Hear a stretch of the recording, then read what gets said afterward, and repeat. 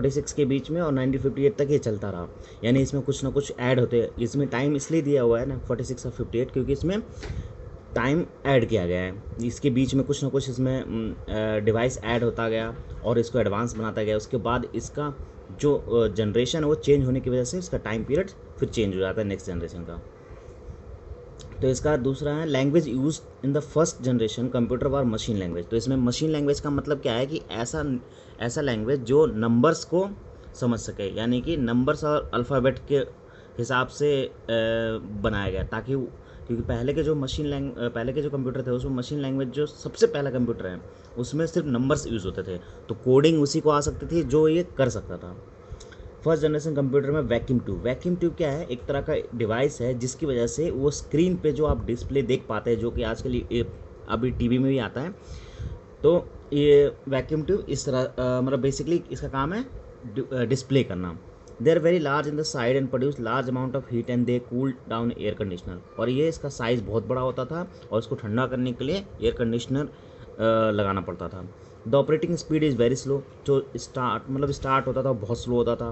They were not reliable का मतलब निर्भर, हम उस पर डिपेंड नहीं हो सकते। अगर कोई काम कर रहे हैं तो रेगुलर हमें काम करना नहीं, तो फिर बाद में वो शट डाउन हो गया, बंद हो गया, तो हम दोबारा नहीं ला सकते उसको।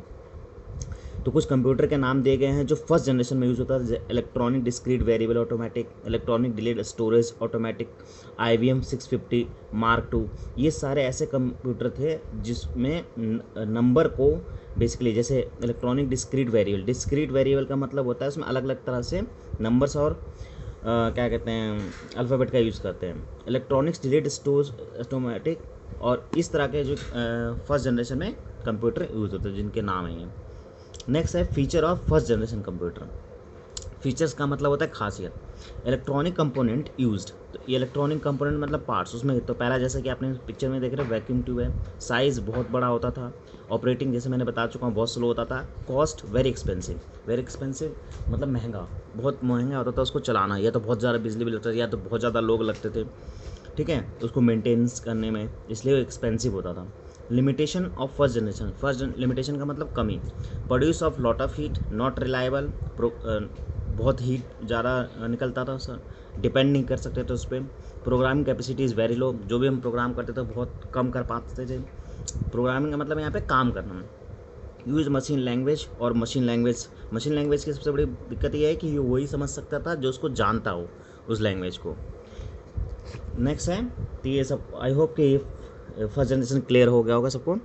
सेकेंड जनरेशन कंप्यूटर 1959 से 1964 में, इसमें जो डिस्प्ले के लिए यूज़ किया गया था ट्रांजिस्टर, ठीक है, और ये इंट्रोड्यूस किया गया था 1950 में, जिसमें वैक्यूम ट्यूब यानी कि इसको बदल के वैक्यूम ट्यूब को बदल के ट्रांजिस्टर को लाया गया था, ठीक है। ये सेकेंड जनरेशन कहलाया। असेंबली लैंग्वेज को मतलब असेंबल, जो डिफरेंट लैंग्वेज होते हैं या नंबर्स और अल्फ़ाबेट को जो असेंबल किया गया, इसलिए इसको नाम दिया गया assembly language. The second generation computer also produce large amount of heat and they had cool down air conditioner. इसका भी सेम था, इसको भी कूल किया जाता था एयर कंडीशन की मदद से, और ये थोड़ा smaller, faster and more efficient था कंपेरिजन टू फर्स्ट जनरेशन।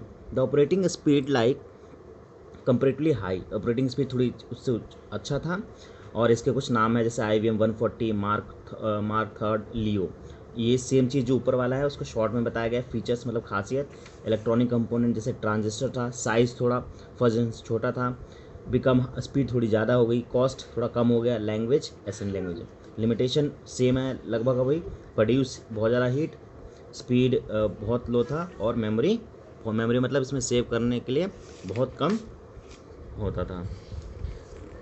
हाँ, आई होप कि आप समझ गए होंगे। और अब इसके बाद हम नेक्स्ट क्लास में हम थर्ड जनरेशन से आगे पढ़ेंगे। Thank you class.